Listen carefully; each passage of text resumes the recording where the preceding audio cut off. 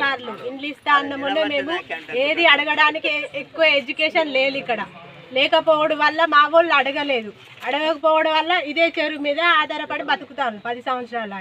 ఇప్పుడు వచ్చి వాళ్ళకే సొసైటీ అయింది వాళ్ళకే అని చెప్పి అందరూ మాట్లాడుతాను. గవర్నమెంట్ వాళ్ళు కూడా మాట్లాడుతాను.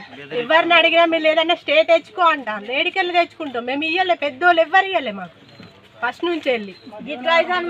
జీవనాధారం అదే అని చెప్పి మా వాళ్ళు అట్లనే బతుకుంటుండాలా. ఇప్పుడు సడన్గా వచ్చి కావాలి మీకు ఏ హక్కు ఉండదు, ఏమన్నా స్టే తెచ్చుకుంటేనే మీకు హక్కు ఉంటుంది, లేకుంటే వాళ్ళ తరపున ప్రొటెక్షన్ ఇచ్చి పట్టిపిస్తామని చెప్తాను. ఇక్కడ ప్రభుత్వం చెప్తాను.